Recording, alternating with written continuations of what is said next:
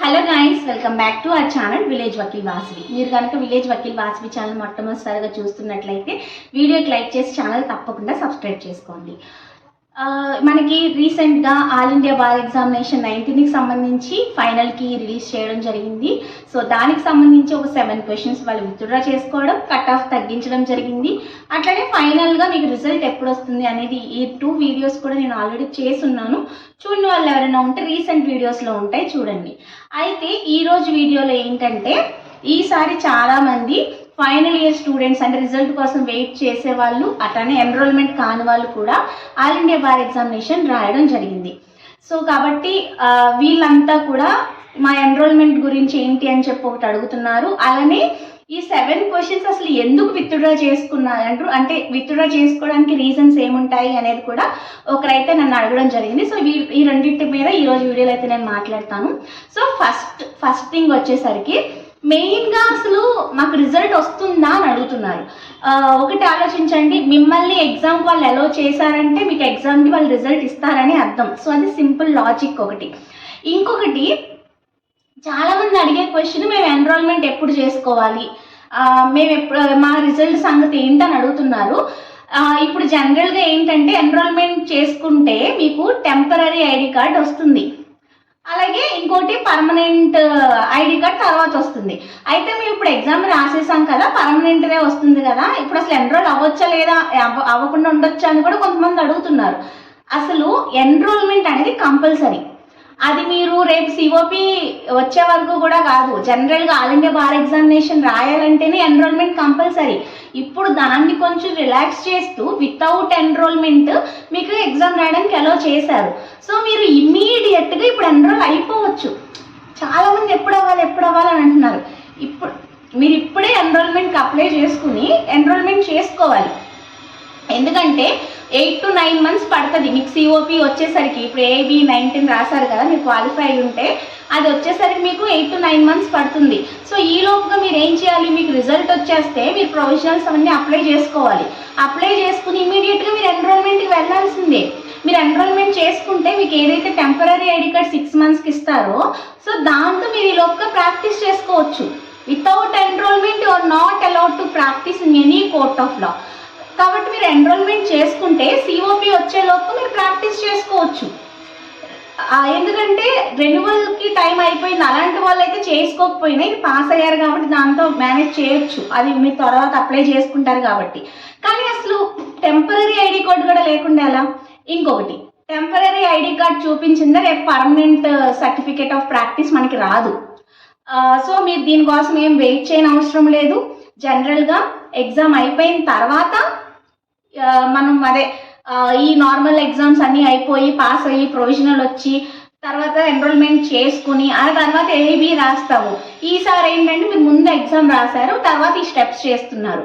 అది కూడా మీకు ఒక ఛాన్స్ ఇవ్వాలి అని చెప్పేసి ఇచ్చారు కాబట్టి మీరు ఇమీడియట్గా ఎన్రోల్మెంట్ అనేది పూర్తి చేసుకోండి. ఎన్రోల్మెంట్ ఎట్లా అనేది కూడా మన ఛానల్లో ఉంది, ఆల్రెడీ డిస్క్రిప్షన్లో ఇస్తాను, చూడండి. ముందైతే ఖచ్చితంగా ఎన్రోల్మెంట్ అనేది చేసుకోండి, ఓకేనా? సో ఎన్రోల్మెంట్కి సంబంధించి మీ డౌట్ క్లియర్ అయిపోయిందనే నేను అనుకుంటున్నాను. ఇంకొకటి, అసలు ఈ 7 క్వశ్చన్స్ ఎందుకు విత్డ్రా చేశారు, అసలు విత్డ్రా చేయడానికి కారణం ఏంటి? జనరల్గా మనకి ఎప్పుడు విత్డ్రా చేసుకుంటారంటే అవుట్ ఆఫ్ ది సిలబస్ ఇచ్చినా, లేకపోతే ఆప్షన్స్ తప్పించినా, క్వశ్చన్ తప్పించినా, ముందు మీరు రైజ్ చేసినప్పుడు అబ్జెక్షన్స్ వాళ్ళు ఏం చేస్తారు, ఒకవేళ మీరు రైజ్ చేసిన అబ్జెక్షన్ కరెక్ట్ అయితే అక్కడ నేను కలర్స్ ఇండికేషన్ గురించి కూడా ప్రీవియస్ వీడియోలో చెప్పున్నా. సో అక్కడ ఆరెంజ్, ఎల్లో, గ్రీన్ అట్లా కలర్స్ ఇండికేషన్స్ అనేది జనరల్గా మెన్షన్ చేస్తారు. విత్డ్రా చేయడానికి కారణం ఏంటంటే అవి అసలు క్వశ్చన్స్ వాళ్ళు సరిగ్గా అడగకపోవడం, ఇర్రెలవెంట్గా ఉండడం కానివ్వండి, ఆప్షన్స్ రాంగ్ ఇవ్వడం కానివ్వండి, క్వశ్చనే రాంగ్గా అడగడం కానివ్వండి. సో ఇలా జరిగినప్పుడు క్వశ్చన్స్ విత్డ్రా చేసుకుంటారనమాట. ఇన్స్టెడ్ ఆఫ్ వాళ్ళు విత్డ్రా చేసుకునే కన్నా మార్క్స్ యాడ్ చేసేస్తే 7 మార్క్స్ చాలామందికి బెనిఫిట్ అయి ఉండేది. బట్ అలా కాకుండా ఏం చేశారు, 3 మార్క్స్ మాత్రమే కట్ ఆఫ్ తగ్గించడం వల్ల చాలామంది ఫెయిల్ అయ్యారు. నేను చాలా కామెంట్స్ రిసీవ్ చేసుకున్నా, చాలా మెసేజెస్ రిసీవ్ చేసుకున్నాం నా స్టూడెంట్స్ ఫ్రెండ్స్కి కానీ, అట్లా 1 మార్క్లో పోయిన వాళ్ళకి కూడా. కాబట్టి ఈ 7 మార్క్స్ అనేది కొంతమందికి 7 మార్క్స్లో 6 క్వశ్చన్స్ కరెక్ట్ అయిన వాళ్ళు ఉన్నారు. మరి వాళ్ళు ఇచ్చేటప్పుడు తప్పు ఇచ్చినప్పుడు so last time AIB 18 same 19 repeat, అది 7 మార్క్స్ విత్డ్రా, ఇది 7 క్వశ్చన్స్ విత్డ్రా. అప్పుడు కూడా కట్ ఆఫ్ అనేది అట్లనే తగ్గించారు, 3 మార్క్స్. ఇప్పుడు కూడా కట్ ఆఫ్ అలానే తగ్గించారు.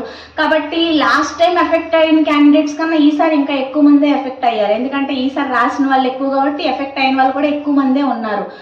అన్ఫార్చునేట్ థింగ్ అది, ఒక్క మార్కుతో అది ఆగిపోవడం అనేది. సో చాలా బాధ అనమాట. కాబట్టి ఎవరెవరైతే ఈ 7 మార్క్స్లో బాధితులు ఉన్నారో అది మెయిల్ చేయమని కూడా నేను చెప్పాను. Instead of decreasing the cut off marks you can add 7 marks, because of that only మాకు పోయింది అని చెప్పి నేను మెయిల్ చేయమని చెప్పి మీకు ప్రీవియస్ వీడియోలో చెప్పా. దానికి ఒక కమెంట్ కూడా చేశారు. లాస్ట్ టైం నేను కూడా ఈ బాధితుడినే, నేను కూడా చాలా మెయిల్స్ చేశాను, రెస్పాన్స్ ఏం రాలేదని చెప్పారు. బట్ ట్రై అయితే చేయండి and prepare for the worst అంటాం కదా, ఎప్పుడు కూడా నేను చెప్తాను కదా, hope for the best, prepare for the worst అని. ట్రై చేసినా కూడా మీరు ఇంకా ఏబీ 20కి అయితే ప్రిపరేషన్ స్టార్ట్ చేసేయండి, వెయిట్ చేయొద్దు. చూసారు కదా ఎంత టఫ్ అవుతుందో రాను రాను మార్క్స్ అనేది. కట్ ఆఫ్ ఇప్పుడు 42, 37 అయినా రావట్లేదంటే ఆ 7 మార్క్స్లో మీకు ఎక్కువ మార్క్స్ రావడం వల్ల కానీ, పాపం ప్రిలిమినరీలో ఎక్కువ మార్క్స్ వచ్చి ఇప్పుడు ఒక్క మార్కు చెరువులో ఆగిపోయిన వాళ్ళు చాలామంది ఉన్నారు.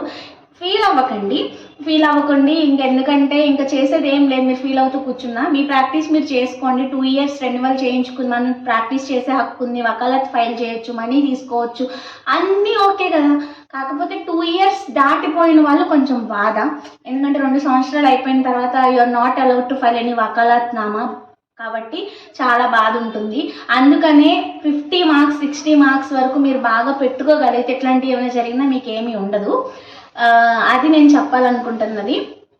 అండ్ ఇంకా ఎవరైనా సరే మీరు కోచింగ్ కోసం ఎదురు చూస్తూ ఉంటే కూడా నేను మన కోచింగ్ కూడా స్టార్ట్ అవ్వబోతుంది త్వరలోనే. సో నేను ఇన్ఫార్మ్ చేస్తాను ఎప్పటి నుంచి స్టార్ట్ అవుతుంది, ఎన్ని మంత్స్ ఉంటుంది, ఏంటనే డీటెయిల్స్ అన్నీ కూడా త్వరలో చెప్తాను. ఎందుకంటే ఇంకా టైం ఉంది కాబట్టి. అండ్ ఏబీ ఎగ్జామ్ మనకి ఇయర్లీ ట్వైస్ కాదు, వన్సే జరుగుతుంది. యాక్చువల్లీ ట్వైస్ పెట్టాలి రూల్స్ ప్రకారం. ఒకదానికే అది వచ్చి నోటిఫికేషన్, అప్లికేషన్స్, ఇష్యూన్స్ అన్నీ జరిగి రిజల్ట్ సిఓపి వచ్చేసరికి ప్రాసెస్ చాలా టైం పడుతుంది కాబట్టి 2 times అయితే పెట్టట్లేదు. సో నేను చెప్పేదల్లా ఒకటే, ఎవరైతే పాస్ అవ్వలేదో, ఎవరైతే అలా ఉన్నారో మీరు చేయాల్సింది 20కి ప్రిపరేషన్ స్టార్ట్ చేయడమే, ఓకేనా. సో ఇది ఎన్రోల్మెంట్ చేసుకోకుండా ఫైనల్ ఇయర్స్ వాళ్ళు రాసిన వాళ్ళు ఎవరైనా ఉంటే నా సజెషన్ ఏంటంటే గెట్ ఎన్రోల్డ్ ఇమీడియట్లీ. నేను అప్పుడే చెప్పున్నా ముందు వీడియోస్లోనే, మీరు రిజల్ట్ రాకముందే కూడా అసలు ఎన్రోల్మెంట్ చేసుకోండి, టెంపరీ ఐడి కార్డ్స్ అవన్నీ తెచ్చుకుని పెట్టుకోండి, తర్వాత ప్రాసెస్ వాళ్ళు చెప్తారు, అప్డేట్ ఇస్తారు అని చెప్పాను. బట్ స్టిల్ చాలామంది ఇంకా ఎన్రోల్మెంట్ చేసుకోకుండా ఉన్నారు. మీకు ఫైనల్ రిజల్ట్ ప్రొవిజనల్ చేతికి వస్తే ఒక్క క్షణం కూడా వెయిట్ చేయకుండా ఇమీడియట్గా మీ రెస్పెక్టెడ్ హైకోర్టు బార్ కౌన్సిల్స్కి వెళ్ళి ఎన్రోల్మెంట్ పూర్తి చేసుకోండి.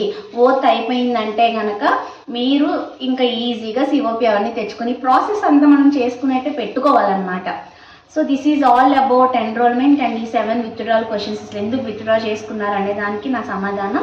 మీకు ఇంకేమైనా డౌట్స్ ఉన్నా కూడా నాకు కమెంట్స్లో షేర్ చేయండి. ఏదైనా సజెషన్స్ ఉన్నా, అడ్వైజెస్ ఉన్నా కూడా మీరు షేర్ చేయొచ్చు మన వీడియోస్ గురించి. అలాగే మీరు ఇంకెలాంటి టాపిక్స్ చూడాలనుకుంటున్నారనేది కూడా తప్పకుండా కమెంట్స్లో షేర్ చేసినట్లయితే నేను వాటిపైనే వీడియోస్ చేయడానికి అయితే ట్రై చేస్తాను. నా వీడియోస్ మీకు హెల్ప్ఫుల్ అవుతున్నాయి అనుకుంటే తప్పకుండా వీడియోకి లైక్ చేయండి. వీలైనంత మీ ఫ్రెండ్స్కి కూడా నా వీడియో షేర్ చేయడం ద్వారా మన ఛానల్లో కూడా ఇలా లా వీడియోస్కి సంబంధించి మనకి వాళ్ళకి ఉపయోగం ఉంటుంది, అలాగే మన ఛానల్ ద్వారా హెల్ప్ చేసిన ఉపయోగం మనకి ఉంటుంది. కాబట్టి వీలైనంత మందికి కూడా వీడియోస్ అనేది షేర్ చేయండి, కమెంట్స్లో కూడా పెట్టండి, ఓకేనా. సో ఇది ఈరోజు video. To like, share, comment and subscribe to village Vakeel Vasavi YouTube channel. మరొక వీడియోతో మళ్ళీ కలుసుకుందాం. Until then keep watching.